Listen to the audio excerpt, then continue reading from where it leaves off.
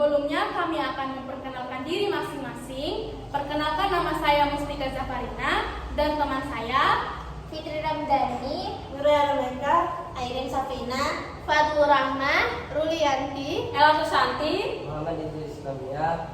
Selanjutnya, sebelum kami menjelaskan materi kami, izinkan kami untuk menampilkan yel-yel kami.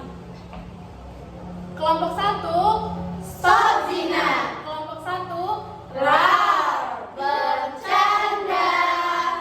1, 2, 3.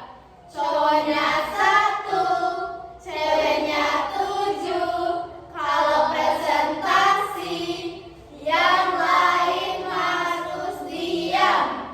Kelompok 1, 1, 1, itu namanya.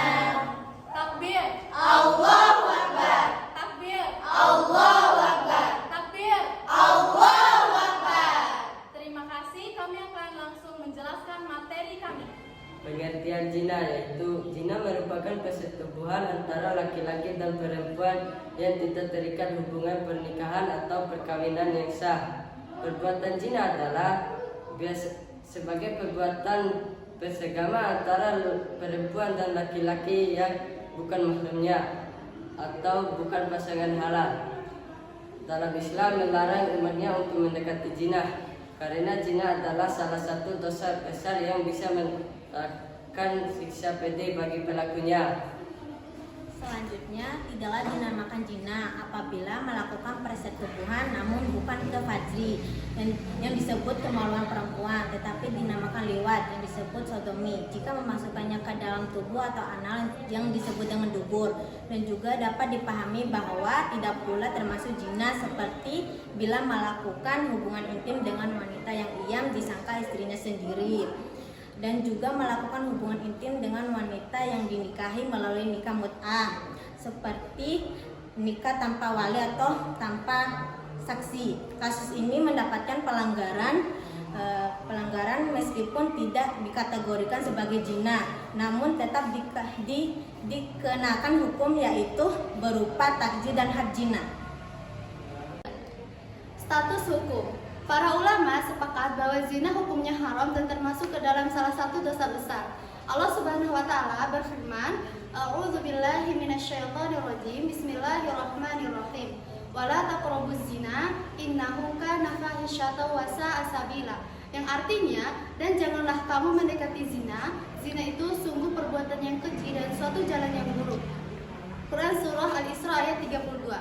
Adapun hadis yang menjelaskan tentang zina, yaitu artinya, dari Abdullah, ia bertanya kepada Rasulullah, "Wahai Rasulullah, dosa apakah yang paling besar?" Nabi menjawab, "Engkau menyediakan sekutu bagi Allah padahal Dia menciptakan kamu." Kemudian saya bertanya lagi, "Kemudian dosa apa lagi?" Nabi menjawab, "Engkau membunuh anakmu karena khawatir akan jatuh miskin." Saya bertanya lagi, "Kemudian apa lagi?" Beliau menjawab, "Engkau berzina dengan istri tetanggamu." Hadis riwayat Bukhari dan Muslim.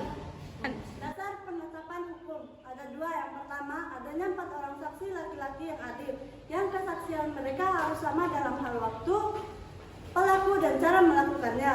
Yang kedua, pengakuan pelaku zina. Adapun hak zina itu sendiri dapat dijatuhkan terhadap pelakunya jika telah memenuhi syarat-syarat sebagai berikut. Yang pertama, pelaku zina sudah balik dan berakal. Yang kedua, perbuatan zina dilakukan tanpa paksaan. Yang ketiga, pelaku zina telah mengetahui bahwa konsekuensi dari perbuatan zina adalah had. Yang keempat, telah diyakini secara sara bahwa pelaku tindak zina benar-benar melakukan keji tersebut. Macam-macam zina dibagi menjadi dua, yaitu zina muhsan dan zina ghairu muhsan. Zina muhsan adalah perbuatan zina yang dilakukan oleh seseorang yang sudah menikah. Maksud dari ungkapan seseorang yang sudah menikah artinya suami, istri, janda, atau budak. Had atau hukuman bagi pelaku zina muhsan ini adalah razam. Razam yaitu dilempari batu yang berukuran sedang hingga benar-benar mati, yang bertujuan untuk memberi pelajaran bagi pelaku zina muhsan. Yang kedua, ada zina ghairu muhsan. Zina ghairu muhsan adalah perbuatan zina yang dilakukan oleh seseorang yang belum pernah menikah.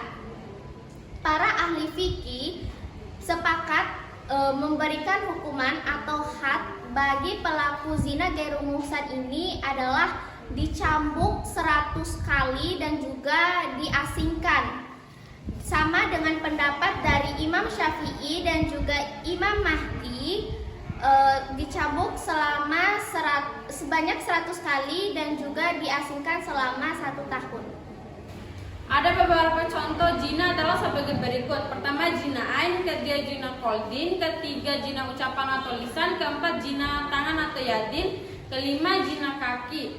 Saya akan menjelaskan maksud dari contoh zina tersebut. Pertama, zina ain, yaitu ketika seseorang memandang lawan jenisnya dengan perasaan hawa nafsu, yang disebut juga dengan zina mata. Kedua, zina koldin, yaitu ketika memikirkan dan berimajinasi tentang lawan jenis dengan perasaan senang atau bahagia, yang disebut juga zina hati. Ketiga, zina ucapan atau lisan, yaitu ketika membicarakan lawan jenisnya diikuti dengan perasaan senang. Keempat, zina tangan atau yadin, yaitu terjadi ketika seseorang dengan sengaja memegang bagian tubuh lawan jenisnya dengan perasaan senang atau penuh hawa nafsu.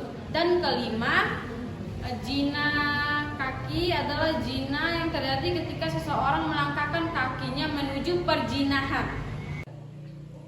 Hikmah zina itu ada 4. Yang pertama, memelihara dan menjaga keturunan dengan baik, karena anak hasil perzinahan itu pada umumnya kurang terpelihara dan terjaga. Terus yang kedua, menjaga harga diri dan kehormatan manusia. Terus yang ketiga, menjaga ketertibaan dan keteraturan rumah tangga. Terus yang keempat, memunculkan rasa kasih sayang terhadap anak yang telah dilahirkan dari pernikahan sah.